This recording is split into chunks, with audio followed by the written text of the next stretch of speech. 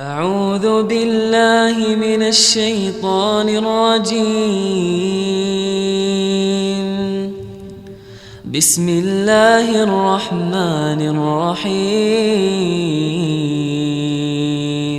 Kita akan melanjutkan pembahasan dari kitab Adabul Mufrad. Kemarin kita sudah 2 minggu yang lalu kita sudah bahas bagaimana hukuman, ancaman yang Rasulullah sampaikan mengenai orang yang suka melaknat. Kemudian kita masuk ke subbab yang baru, yaitu orang yang melaknat budaknya. Maka ini satu bab isinya hanya satu hadis saja ya. Jadi telah mengabarkan kepada Aisyah, ini Aisyah radhiyallahu anha, istrinya Rasulullah sallallahu alaihi wasallam, bahwasanya Abu Bakar pernah melaknat salah seorang hamba sahayanya. Ini Aisyah bercerita bahwa bapaknya ya Abu Bakar itu pernah melaknat budaknya. Maka ini menunjukkan bahwa yang namanya sahabat itu tidak maksum. Sahabat pernah melakukan kesalahan. Di orang yang maksum, yang bebas dari kesalahan besar itu hanya Rasulullah SAW dan para nabi. Para nabi itu memang dijaga dari Allah, tidak mengerjakan dosa besar. Memang ada beberapa kesalahan, tapi kesalahan-kesalahan yang kecil. Maka ini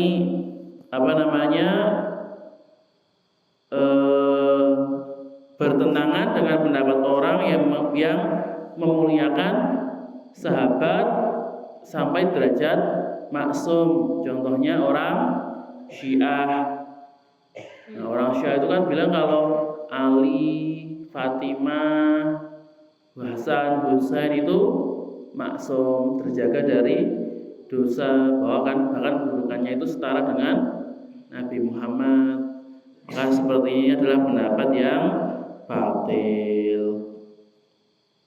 Jadi sahabat pun pernah berbuat dosa. Hatta sahabat Abu Bakar, ya, yang sahabat yang paling mulia, manusia yang paling mulia setelah Rasulullah SAW, itu pun pernah berbuat dosa. Bahkan dosa besar, kan laknat itu termasuk dosa besar. Jadi sama seperti kita ya, bisa berbuat dosa. Tapi bedanya apa? Nah, bedanya kalau sahabat itu kalau berdosa itu gampang menerima nasihat. Ya. Ketika salah dibilangin enggak ngeles. Lah saya kan kamu kok jangan berbuat begini, jangan suka melaknat orang. Ya iya jawabnya nggih. Insyaallah tidak diulangi, enggak malah ngeles. Loh itu kan dia yang melaknat duluan, saya kan cuma membalas. Dia kan laknatnya banyak, saya cuma laknat sekali. Enggak ngeles seperti itu. Nasihatnya sudah didengarkan dan mudah sekali untuk menerimanya. Maka kemudian para sahabat itu segera memperbaiki kesalahannya. Jadi kalau salah langsung dibayar. Contohnya dalam kisah di hadis ini. Jadi ketika Abu Bakar itu tadi melaknat salah seorang budaknya, maka Nabi berkata kepada Abu Bakar, "Wahai Abu Bakar, apakah berkumpul orang-orang tukang laknat itu dengan orang-orang yang jujur?" Maka Abu Bakar menjawab, "Sekali-kali tidak, demi Tuhannya Ka'bah." Rasulullah tanya lagi, "Wahai Abu Bakar, apakah berkumpul orang-orang yang tukang laknat dengan orang-orang yang jujur?" Maka Abu Bakar menjawab, "Tidak, demi Tuhan Ka'bah sampai 3 kali berkata seperti itu. Ini Rasulullah itu ingin ini langsung menegur ya. Begitu Abu Bakar kok tadi Rasulullah tahu bahwa Abu Bakar itu melaknat budaknya, langsung ditegur sama Rasulullah. Ya Abu Bakar, tahu nggak sih kamu kok bisa-bisanya melaknat orang lain? Sungguh orang-orang yang suka melaknat itu tidak akan berkumpul bersama orang-orang yang jujur, orang-orang yang sidik. Ingin menunjukkan bahwa jeleknya perbuatan laknat tersebut. Akhirnya setelah dinasihati Rasulullah, Abu Bakar itu langsung menyesal, kemudian langsung membayar dosanya. Dengan apa? Maka Abu Bakar itu langsung memerdekakan hamba sahayanya itu. Selanjutnya dia datang kepada Nabi dan berkata, aku tidak akan mengulangi melaknat lagi.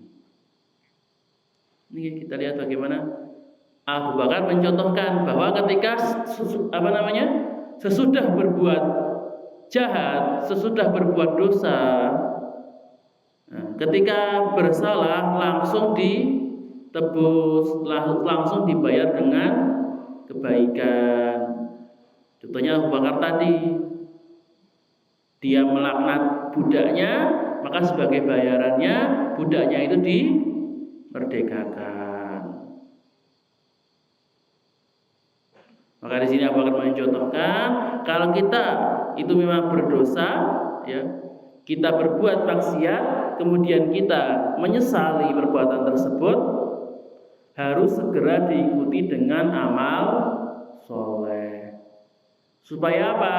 Untuk menutupi dosa tersebut.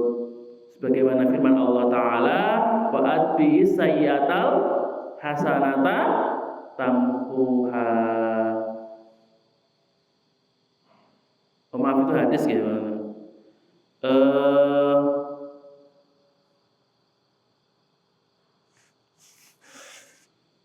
Itu sebenarnya hadis ya, bukan hadis atau ayat kok, saya mohon maaf kalau lupa. Sepertinya hadis bukan ayat ya, mohon maaf. Maka wa'addi sayyi'atal hasanata tamhuha. Ini berarti hadis Rasulullah, mohon maaf tadi kok saya bilang ayat keliru. Maka Rasulullah bersabda, ikutilah kebaikan kejahatan dengan kebaikan. Tamhuha, niscaya kebaikan itu akan menutupi kejahatannya tersebut. Contohnya kita ngomong kasar sama orang lain, menjelek-jelekkan orang lain. Kemudian ketika menyesal, bagaimana membayarnya? Ya, pertama harus bertaubat, istighfar. Kemudian meminta maaf kepada yang kita ejek tadi. Kemudian kita tambah, kita bantu mereka. Apa kasih makanan misalkan, kasih beras, atau mungkin kalau mereka sedang kesusahan kita tolong. Jadi bagaimana ketika kita tadi berbuat buruk kepada orang lain, itu langsung kita tutup dengan kebaikan. Maka kemudian setelah membayar kesalahan tersebut, maka juga harus berjanji tidak mengulangi. Nah, ini taubat yang sebenar-benarnya. Jadi ketika kita benar-benar bertaubat, ya, taubatan nasuha, seperti firman Allah Ta'ala dalam surat At-Tahrim, ya ayyuhalladzina amanu tubu ilallahi taubatan nasuha. Wahai orang-orang yang beriman, bertaubatlah kepada Allah dengan taubatan nasuha. Taubat nasuha itu seperti apa? Maka taubat nasuha itu unsurnya, syaratnya ada 3. Yang pertama, menyesal, ya, menyesali perbuatan tersebut. Kemudian kedua, memohon ampun kepada Allah, istighfar. Yang ketiga, berjanji tidak akan mengulanginya. Ya kalau misalnya kau taubat, ya Allah, ini saya habis jelek-jelekin orang, saya bertobat kepadamu sekarang. Tapi sepertinya kau besok mau ngulangin lagi, besok mau berbuat lagi ya. Seperti taubat yang belum sempurna. Taubat sambel gitu bahasanya kayak. Maka kalau taubat tadi taubat yang diterima Allah, ya, taubatan nasuha tadi, istighfar kepada Allah, menyesali perbuatannya dan berjanji tidak akan mengulanginya. Kan kalau misalkan dosanya kepada orang lain, tambah meminta maaf. Kalau dosa kepada orang lain itu belum bisa diampuni kecuali setelah meminta maaf kepada orang yang kita jahati. Tadi kita jelek-jelekan orang, kita melaknat orang, maka supaya mendapatkan ampunan Allah harus minta maaf terlebih dahulu. Nah, nanti urusan apakah orangnya memaafkan atau tidak, nah itu urusannya dia.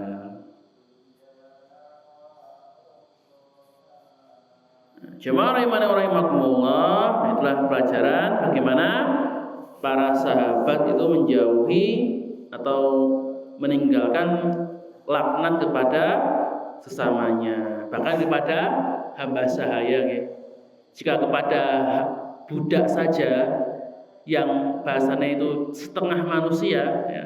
Jadi kalau budak itu kan seperti barang ya. Dipunyai oleh tuannya. Nah, kalau kepada budak saja itu tidak boleh melaknat, tidak boleh mendoakan keburukan, apalagi kepada orang yang merdeka. Jamaah rahimakumullah, selanjutnya kita masuk ke bab yang selanjutnya, yaitu saling melaknat dengan laknat Allah. Maka ini isinya juga satu hadis saja nggih. Dari Sumurah radhiyallahu anhu, ia berkata, Nabi Shallallahu Alaihi Wasallam bersabda, janganlah kalian saling melaknat. Ini larangan, guys, jelas larangan untuk saling melaknat. Larangannya laknat apa yang dilarang? Maka di sini Rasulullah menyebutkan 3 jenis laknat yang tidak boleh dilakukan. Maka Rasulullah melanjutkan, janganlah kalian saling melaknat dengan yang pertama, laknat Allah Ta'ala, atau dengan murka Allah, atau dengan siksa api neraka. Ini sahih riwayat Muslim. Maka di sini ada 3 jenis laknat. Laknat itu berarti selain menjelek-jelekan orang, mendoakan keburukan ya. Kita mendoakan keburukan kepada seorang itu adalah laknat. Maka ada 3 jenis laknat yang dilarang oleh Rasulullah, yang dilarang untuk diucapkan. Yang pertama apa? Melaknat dengan laknat Allah. Contohnya bagaimana? Misalnya kita lagi bertengkar, kemudian ngomong semoga Allah melaknatmu, atau semoga engkau mendapatkan laknat Allah. Nah, seperti ini tidak boleh, haram hukumnya. Atau yang kedua, melaknat dengan murka Allah. Contohnya, ya semoga engkau mendapatkan kemurkaan dari Allah, semoga azab Allah turun kepadamu, semoga engkau mendapatkan hukuman Allah. Nah, seperti ini juga tidak boleh. Dan yang terakhir, tidak boleh melaknat dengan neraka. Semoga kamu masuk neraka, semoga kamu kena azab neraka. Nah, itu seperti itu tidak diperbolehkan. Maka hadis ini menjadi dasar bahwa kita itu tidak boleh mendoakan keburukan kepada sesama, apalagi keburukan akhirat. Kan laknat Allah, murka Allah, neraka, itu kan keburukan akhirat ya. Maka seperti ini tidak diperbolehkan. Maka semarah apapun, sejengkel apapun kita kepada saudara kita, jangan sampai melaknat. Walaupun kita untuk teman kita atau mungkin bahkan keluarga kita, nggih, saking jengkelinnya, saking marahnya kita sama mereka, tetap tidak boleh mendoakan keburukan. Kenapa? Karena Rasulullah bersabda, laknat ketika seorang itu melaknat manusia, melaknat seseorang, maka laknat itu akan dikirim ke langit, kemudian akan ditutup ke bumi, bahkan ke seluruh penjuru dunia, kemudian akan disampaikan kepada orang yang dilaknat tadi. Kalau orang yang dilaknat itu tidak pantas untuk mendapatkan laknat, maka laknatnya akan balik kepada orang yang melaknat. Maka kalau kita bilang, wah semoga kamu mendapatkan laknat Allah, semoga kamu mendapatkan murka Allah, semoga kamu masuk neraka. Ternyata orang yang kita laknat itu orang yang tidak pantas untuk mendapatkan laknat Allah, dia tidak pantas untuk masuk neraka, maka doa itu akan kembali kepada yang mengucapkan. Maka yang mengucapkan nanti akan mendapatkan laknat Allah, yang mengucapkan yang akan mendapatkan murka Allah dan akan dimasukkan ke dalam neraka. Itulah kenapa Rasulullah mengatakan hati-hati dengan doa. Jangan mudah untuk mendoakan keburukan. Kalau keburukan itu tidak pantas untuk orang yang kita laknat, maka keburukan itu akan mantul kembali kepada kita. Sama seperti ketika kita menuduh orang itu munafik, menuduh orang itu kafir. Ketika tuduhan itu tidak pantas, dia itu bukan orang munafik, dia bukan orang kafir, maka hati-hati tuduhan itu bisa balik kembali kepada kita. Jadi jangan-jangan kita dijadikan sebagai orang munafik atau bahkan jadi orang kafir. Na'udzubillah min dzalik. Nah, kenapa jamaah rahimani wa rahimakumullah? Nah, hati-hati ketika berdoa, apalagi ketika marah, ya. Ketika marah, ketika jengkel, itu lisannya dijaga. Jangan sampai mudah melaknat. Jamaah rahimani wa rahimakumullah, selanjutnya kita masuk kepada bab yang selanjutnya, yaitu melaknat orang kafir. Sama ini juga isinya satu hadis. Maka dari Abu Hurairah radhiyallahu anhu, ia berkata, pernah seseorang itu bertanya kepada Rasulullah sallallahu alaihi wasallam. Jadi datang kepada Rasulullah, kemudian meminta kepada Rasulullah, wahai Rasulullah, berdoalah kepada Allah supaya orang-orang musyrik itu dilaknat. Jadi ada sahabat yang datang kepada Rasulullah, mungkin saking jengkelnya, saking marahnya sama orang-orang musyrik, minta kepada Rasulullah, ya Rasulullah, ini kok orang-orang kafir itu sudah saking kejamnya mereka, saking ingkarnya mereka, mau doa sama Allah supaya dilaknat saja, supaya orang-orang kafir ini mati saja. Maka bagaimana jawaban Rasulullah? Apakah Rasulullah melaknat mereka? Tidak. Rasulullah malah menjawab, inni lam ab'atsu la'anan, sungguh aku tidak diutus menjadi tukang laknat. Wa innama bu'itsu rahmatan, tetapi aku diutus sebagai orang untuk menjadi rahmat. Hadis sahih riwayat Bukhari. Hadis yang kita lihat, bagaimana Rasulullah Shallallahu Alaihi Wasallam saking mulia akhlaknya itu tidak pernah melaknat. Bukan tidak pernah, jarang sekali melaknat, bahkan kepada orang musyrik, bahkan kepada orang kafir. Walaupun Rasulullah itu kan ketika hadis ini diucapkan sudah sering sekali disiksa oleh orang kafir, sering sekali disakiti oleh orang musyrik. Banyak riwayatnya bagaimana Rasulullah itu ketika sujud di punggungnya dikasih kotoran unta. Ketika berdakwah dilempari batu. Ketika berjalan di depan rumahnya dikasih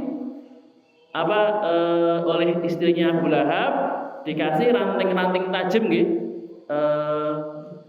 rumputan tajam ya supaya terluka.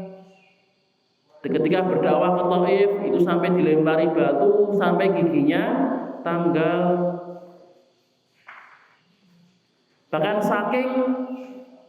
saking besarnya, saking kerasnya, kejamnya orang kafir sampai ada malaikat ya, malaikat penjaga gunung itu sampai menawarkan kepada Rasulullah ketika habis dakwah dari Thaif ya, wahai Rasulullah, ini loh, saya ini malaikat penjaga gunung, ini ada 2 gunung. Kalau kamu bahasanya kalau kamu mau, ini 2 gunung saya timpakan kepada mereka supaya mereka itu hancur semuanya.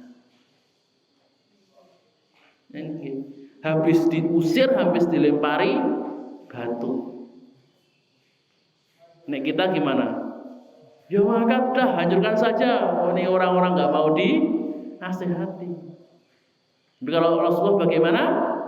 Wahai malaikat, tidak usah, jangan dihancurkan. Kenapa? Kalau Allah sungguhnya itu adalah kaumku, mereka itu belum mengetahui. Dan semoga dari keturunan-keturunan mereka itu akan muncul orang-orang yang masuk ke dalam Islam. Dan alhamdulillah bedan ini benar dikabulkan Allah. Akhirnya setelah Fathu Mekah, Thaif itu termasuk yang langsung masuk Islam tanpa peperangan. Ngapunten niki kula masa diparingi teh mawon nggih Pak nggih nembe ayam ulfit niki. Bahkan Rasulullah juga menyatakan bahkan walaupun ketika keluarganya dibunuh, ketika paman beliau Hamzah itu syahid, dibunuh oleh Wahsy ya, ditombak perutnya, kemudian oleh Hindun istrinya Abu Sufyan itu perutnya dibedah, diambil hatinya diambil, kemudian hidungnya dipotong, telinganya dipotong. Ketika para sahabat itu banyak yang gugur di medan perang, apakah Rasulullah pernah melaknat? Tidak pernah. Rasulullah sedih-sedih, marah-marah, tapi tidak pernah melaknat Wahsy, tidak pernah melaknat Hindun, tidak pernah melaknat orang-orang kafir Quraisy. Maka Rasulullah itu melaknat itu hanya sekali. Ketika apa? Ketika peristiwa Bi'ru Maunah. Itu peristiwanya apa? Jadi Al-Kisah itu ada seorang dari Bani Amir, salah seorang suku di luar Madinah, itu meminta Rasulullah untuk mengirimkan qori itu jadi ulama ahli Quran untuk mengajarkan Quran kepada kaumnya karena mereka itu ingin masuk Islam. Nah, akhirnya Rasulullah itu mengutus 70 orang ulama. Ya, berarti kan sahabat ulama itu sahabat yang ahli baca Quran, yang memang ahli dalam Islam. Maka tapi ketika sampai di Bani Amir, namanya di Bi'ru Maunah, sumur Maunah, makanya namanya peristiwanya dinamai Bi'ru Maunah. Ternyata Bani Amirnya itu tidak berniat masuk Islam. Jadi itu cuma sekedar jebakan. Akhirnya 70 sahabat yang ahli Quran tadi itu dibunuh semuanya, kecuali 1 orang yang berhasil selamat. Nah, ketika berita itu sampai kepada Rasulullah, saking marahnya Rasulullah, marah dan sedihnya Rasulullah, maka Rasulullah itu langsung melaknat mereka dengan kunut nazilah. Nah, kalau kita pernah dengar kunut nazilah, ini asal muasalnya kunut nazilah itu di sini. Jadi Rasulullah itu saking marahnya karena kehilangan 70 ahli Quran. Jadi 70 sahabat ini 70 sahabat yang ahli ilmu yang benar-benar yang fokus untuk mendalami ilmu agama. Bahkan saking berharganya itu sampai tidak boleh ikut perang karena memang tugasnya itu mendalami Islam, memahamkan Islam, nanti mengajarkan kepada yang lain. Maka saking murkanya Rasulullah itu sampai melaknat dengan kunut nazilah itu setiap habis sholat selama 1 bulan berdoa kepada Allah, ya Allah semoga Engkau melaknat mereka ya Bani Mudroh. Kemudian sampai ada yang meriwayatkan sampai menyebutkan nama-nama pentolan-pentolannya. Ya Allah, laknatlah si fulan, si fulan, si fulan. Nah inilah kali pertama Rasulullah itu melaknat orang lain. Karena tadi kehilangannya kan sangat besar. Tapi di waktu lain itu Rasulullah tidak pernah melaknat hatta kepada orang yang menyakiti beliau. Bahkan tadi Nabi itu selalu mendoakan kebaikan gitu. Walaupun beliau disiksa, walaupun beliau diusir, doanya bagaimana? Ya Allah, semoga kaumku mendapatkan hidayah. Semoga Engkau menurunkan hidayah kepada mereka. Semoga keturunan mereka itu bisa masuk Islam. Inilah yang diajarkan oleh Rasulullah Shallallahu Alaihi Wasallam. Bahkan kepada orang kafir pun itu mendoakan kebaikan. Beda dengan, mohon maaf, kebanyakan orang Muslim sekarang, bahkan kepada sesama Muslim, bahkan kepada saudara Muslimnya sendiri malah mendoakan keburukan. Padahal cuma beda ormas. Padahal cuma beda pilihan presiden, cuma beda pendapat ketika rapat, itu langsung melaknat, langsung mencaci maki. Inilah perilaku yang harus dijauhi. Rasulullah mengajarkan kepada kita, doakanlah kebaikan. Bahkan kepada orang kafir sekalipun tetap harus mendoakan kebaikan, apalagi kepada sesama Muslim, apalagi kepada saudaranya, apalagi kepada keluarganya. Jadi jangan mudah melaknat.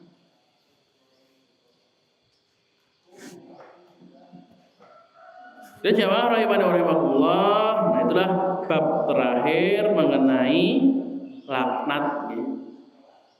Kemudian kita masuk kepada bab yang baru mengenai namimah, yaitu mengenai adu domba. Jadi dalam Islam yang mengadu domba itu tidak boleh ya, baik secara harfiah maupun secara maknawiyah. Jadi mengadu domba, kalau benar-benar mengadu domba ya tetap nggak boleh ya. Nggak tahu kenapa kok namanya mengadu domba gitu. Kalau dalam mungkin karena yang diadu domba itu seperti domba gitu, gampang diseret ya, gampang diarahkan, makanya namanya domba. Atau makanya dalam Islam adu domba atau namimah tadi merupakan dosa besar. Maka kemudian kita akan masuk ke dalam bab yang baru, yaitu mengenai tukang adu domba. Kan di sini ada 2 hadis yang mengancam orang-orang yang melakukan adu domba. Hadis yang pertama dari Hudzaifah bin Yaman, ia berkata, aku mendengar Rasulullah Shallallahu Alaihi Wasallam bersabda, tidak akan masuk surga tukang adu domba. Hadis riwayat Ahmad, derajatnya sahih. Maka di sini jelas ya, yang namanya adu domba itu diancam oleh Rasulullah, itu tidak akan masuk surga. Kalau ada sebuah perbuatan itu kok diancam dengan tidak akan masuk surga, maka itu termasuk dosa yang besar. Makanya dosa yang besar termasuk dosa besarnya itu dosa besar yang peringkatnya agak atas gitu ya. Maka ciri-ciri dosa besar itu kalau misalkan tadi diancam dengan tidak masuk surga, atau diancam dengan neraka, diancam dengan laknat Allah. Allah melaknat orang seperti ini, maka itu termasuk dosa besar. atau siapa yang berbuat seperti ini akan masuk neraka. Jadi ar-rashi wal mutashi finnar, orang yang menyuap dan disuap itu masuk neraka. Makanya ini termasuk dosa besar. Atau laknat Allah melaknat orang perempuan yang menyerupai laki-laki atau laki-laki yang menyerupai perempuan. Ini termasuk dosa besar. Atau dosa yang disebutkan hukumannya. Misalnya barang siapa orang yang asariqu wasariqatu faqta'u aydiyahuma, orang yang mencuri baik laki-laki atau perempuan maka potonglah tangannya. Nah, kalau ada hukumannya seperti itu termasuk dosa besar. Maka mengadu domba itu seperti apa? Maka disebut mengadu domba itu adalah menyampaikan berita untuk memunculkan permusuhan.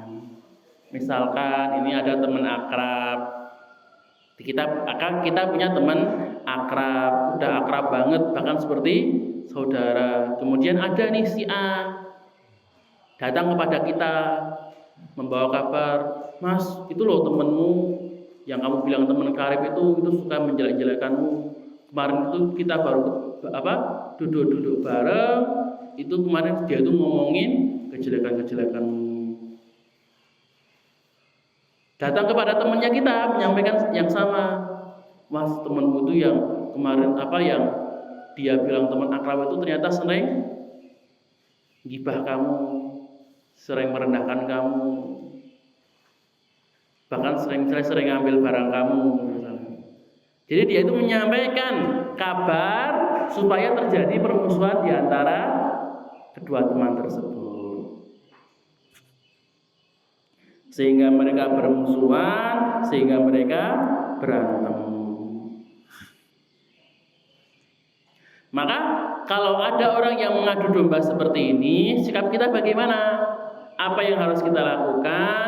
Maka yang pertama, jangan langsung percaya. Kayak kalau ada orang kok lagi ngobrol-ngobrol menyampaikan kepada kita, Mas, tahu nggak? Itu loh temenmu itu kalau kan di depanmu itu kan kayak orang soleh, kayak orang yang baik, tapi di belakang itu orangnya suka berbuat jelek, suka berbuat maksiat. Kemarin saya lihat dia itu diam-diam beli togel. Ada yang menceritakan keburukan-keburukan mengenai saudara kita, maka jangan langsung percaya. Jangan langsung suudon. Oh iya Mas, kayaknya emang saudara saya seperti itu. Nggak boleh seperti itu. Bagaimana sikap kita? Harus tabayun.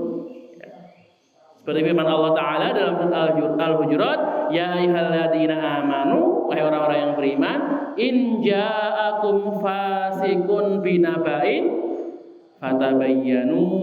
Jika datang orang-orang fasik, orang-orang yang tidak bisa dipercaya dengan sebuah kabar, apalagi kabarnya itu kabar yang merugikan, kabar yang menjelek-jelekkan, fatabayyanu, maka ditabayyun, dikonfirmasi. Tadi ada teman yang, wah Mas, itu loh temanmu kemarin itu katanya ngambil barang kamu. Jangan langsung percaya, langsung kita tanya kepada teman kita, Mas, mohon maaf, ini kemarin kok ada yang ngobrol sama saya, bilang sama saya seperti ini, benar atau tidak? Kita tabayun, pastikan itu kabar kebenarannya, jangan sampai langsung percaya. Antusibu qauman bijahalatin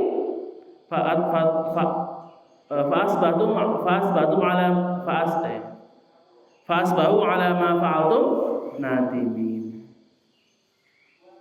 Karena tertipu dengan kebodohan mereka, sehingga nanti akan menyesali apa yang sudah mereka lakukan. Jadi ketika dia langsung percaya dengan semua kabar yang dia dapat, jadi ada kawan menuduh temannya, ada orang menuduh temannya berbuat kejahatan, berbuat maksiat, langsung kita percaya, langsung kita sebarkan kabar itu.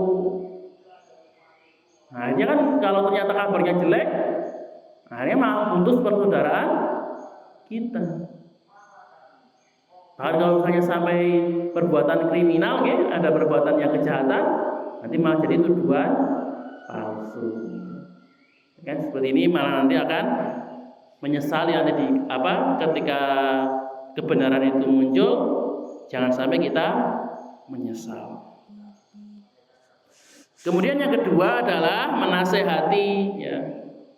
Jadi jangan dipercaya kemudian nasihati, Mas, nggak usah ngomong-ngomong kejelekan. Kalau itu keburukan, kalau itu kejelekan yang kamu ucapkan itu benar, kamu itu sudah ghibah, memakan bangkai saudaramu sendiri. Kalau kamu itu kejelekan yang kamu ucapkan itu salah, kamu sudah fitnah, dan fitnah itu lebih besar daripada pembunuhan. Jadi mau benar atau salah tetap kamu dapat dosa. Makanya nggak usah buka-buka aib orang lain. Kalau saudaramu ada aib, ya, kamu menemukan saudaramu berbuat salah, jangan malah disebar-sebar, datangi, nasihati. Sama gimana kalau ada orang yang berusaha mengadu domba kita, tadi pertama jangan kita percaya, kemudian dinasehati. Nah, kalau nasihatnya itu masuk hati atau cuma masuk telinga, ya itu monggo dia, ya, monggo yang mendengarkan. Tapi tugas kita tadi menasehati. Dan yang ketiga, jangan ikut-ikutan. Ada orang yang tadi mengadu domba kita, membawa kabar keburukan. Mas, temenmu itu tadi loh, jeleknya itu kayak gini. Malah kita nanggapi, oh bener Mas, teman saya itu juga seperti itu. Bahkan malah menyebarkannya kepada orang lain. Nah, seperti ini tidak boleh. Kalau memang ada orang yang mengadu domba kita, memberikan kabar kejelekan saudara-saudara kita, jangan malah ikut-ikutan. Jangan percaya, tabayun dulu, kemudian nasihati orang yang menyebar keburukan tersebut, kemudian jangan ikut-ikutan. Jangan malah ikut menyebarkan berita buruk tersebut. Inilah 3 sikap yang harus kita lakukan ketika ada orang yang berusaha mengadu domba kita. Kemudian rahimakumullah, kita lanjut kepada hadis yang nomor 2 dari Asma binti Yazid radhiyallahu anha, ia berkata, Rasulullah sallallahu alaihi wasallam bersabda, maukah kalian aku tunjukkan orang-orang yang terbaik di antara kalian? Di orang yang paling baik itu seperti apa? Maka para sahabat menjawab, ya. Beliau lalu berkata, yaitu orang-orang yang terbaik itu apabila orang melihatnya akan mengingatkan mereka kepada Allah. Dan maukah aku beritahukan juga kepada kalian orang-orang yang terburuk di antara kalian? Maka para sahabat menjawab, ya.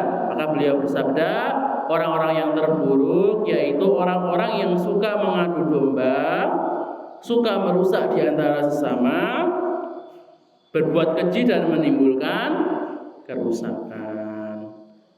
Di riwayat Abu Ya'la derajatnya hasan.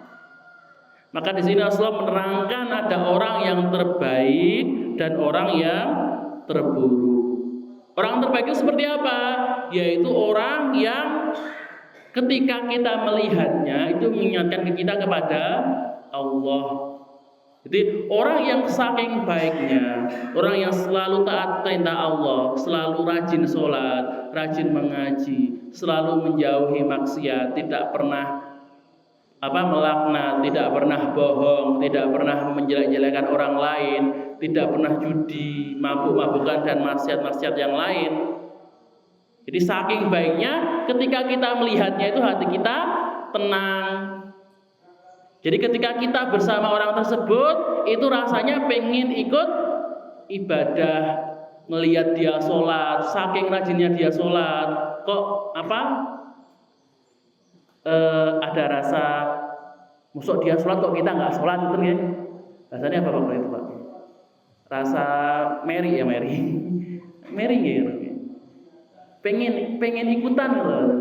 Ketika dia ngaji, saking bagusnya ngajinya, saking khusyuk ngajinya, kita jadi boyo ikut ngaji.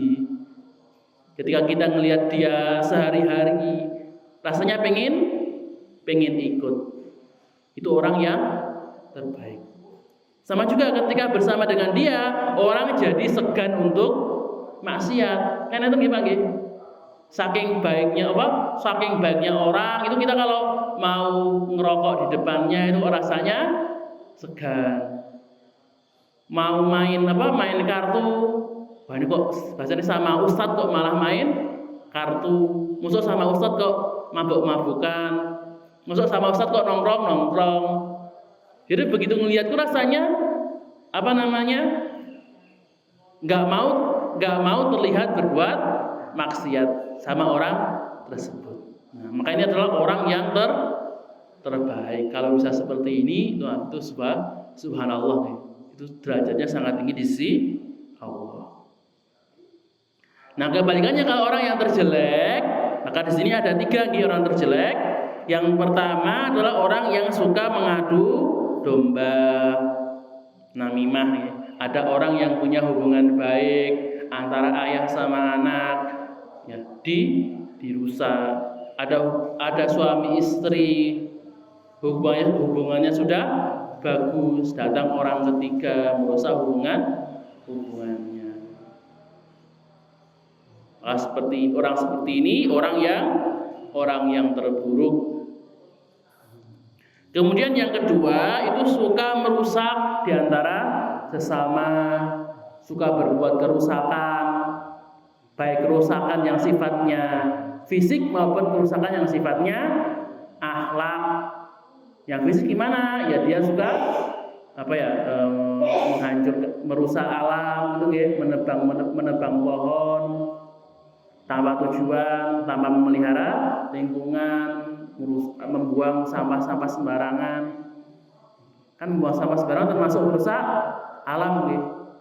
Jadi kan bikin banjir, bikin penyebaran penyakit. Atau tadi merusak dalam bentuk akhlak, ya dia itu berbuat maksiat, itu juga tidak boleh. Dan yang ketiga adalah menyebarkan kerusakan. Jadi sudah dia berbuat buruk, nah keburukan itu malah disebarkan.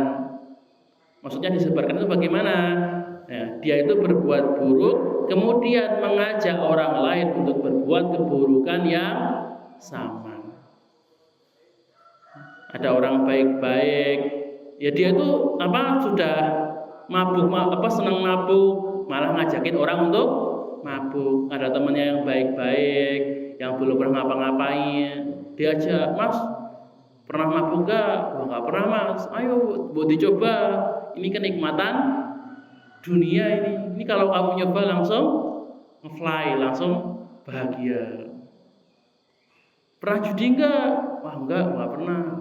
"Ayo coba dulu, ini permainan yang asik, biar akrab sama teman-teman, biar punya teman, biar bisa punya kawan." Jadi sudah dia berbuat jelek, mengajak orang lain untuk berbuat kejelekan. Atau contoh yang lain, itu orang yang bermaksiat terang-terangan, apalagi para tokoh-tokoh, kan para artis, mereka nyontoin, wah mereka suka pacaran, suka berhubungan dengan yang non mahram tanpa hubungan yang sah. Nah, ini kan karena disiarkan di televisi, menjadi contoh, menjadi panutan banyak orang-orang muda, menjadi panutan para penonton. Nah, kan banyak yang ikut-ikutan. Atau orang yang punya media, punya TV, punya internet, punya koran, kemudian menyebarkan mengiklankan produk-produk yang tidak baik atau menampilkan gambar-gambar yang tidak bagus. Nah, ini kan termasuk dia itu menyebarkan kejelekan. Maka orang-orang yang seperti ini itu adalah seburuk-buruknya orang. Maka naudzubillah min dzalik, semoga kita terhindar dari derajat tersebut.